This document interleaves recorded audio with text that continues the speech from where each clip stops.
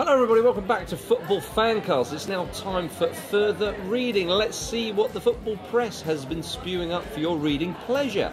First up, we go to Football 365. We're not all jealous guys, that's right indeed. Channeling the spirit of Burt Bacharach for music fans of yesteryear out there.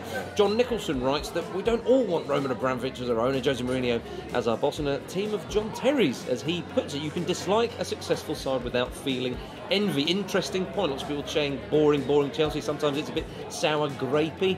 Well, John Nicholson certainly doesn't think so. Go over to Football 365 to check out what he's thinking of the current English champions. In The Guardian, they're talking about Africa's richest man. That's right, the Nigerian businessman, the £10.4 billion man going and taking over Arsenal. Arsenal have often rued the fact that they don't have the riches of Chelsea and obviously now Manchester City. But if he got in there, then that would change the game for them, perhaps. Interesting stuff. Stan Kroenke, obviously, and Usmanov, the Uzbekistani businessman, own big shares there. So there's a bit of a power struggle need to be had there.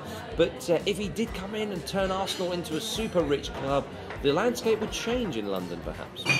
At Football Fancast, they're focusing on Jack Wilshere, saying that he should not be considering an exit from the Emirates this summer. Jack Wilshere has been blighted with injuries throughout his career. Arsene Wenger believes in him, though. He needs a coach that believes in him. He's still a young man. He's got an awful lot to offer if they can keep him injury-free.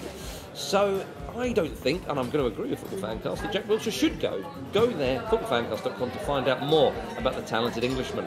At ESPN, they're saying that Manchester City cannot afford to sell Sergio Aguero. Any team would benefit having the Argentinian in their side. He's been one of the Premier League's top goal scorers again this season, and in a Manchester City side which is slightly ageing and slightly waning in certain areas, he remains one of their star bright lights, and they need to keep hold of him. Go to ESPN to find out more. At The Independent, rather interesting article about Jose Mourinho, saying that he received an invaluable lesson from his dad on the harsh realities of the game. His dad, of course, was a good manager and a goalkeeper who earned one cap for Portugal. Mourinho is a fascinating, enigmatic character in football and learned a lot from his father, a man who we don't know too much about. Go to The Independent to find out more there. At the Daily Mail, they've talked about Daniel Sturridge. He's out for the season after a hip surgery. It's been a bad year for Sturridge in terms of injuries. He's still scored a few goals. Great shame for him. Great shame for Liverpool as well. They lost Suarez, of course, and effectively lost Sturridge for a lot of the season. We want to see the Englishman back in the Premier League, scoring goals for Liverpool, and hopefully England as well. Read more about Sturridge's progress in the Daily Mail.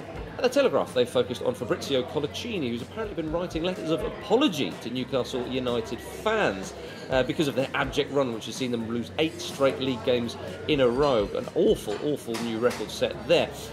Does Colaccini have to do this? Should he have to do this? Is it good that he's doing it? Is it a bit of a waste of time? Is it really too little too late? Go to the Daily Telegraph to find out more about Colaccini's letters. Well, that's all you've got for your further reading this week, everybody. Thank you very much for watching. Go to Twitter at FootballFanCast and the website FootballFanCast.com for more of your football-y goodness. See you next week.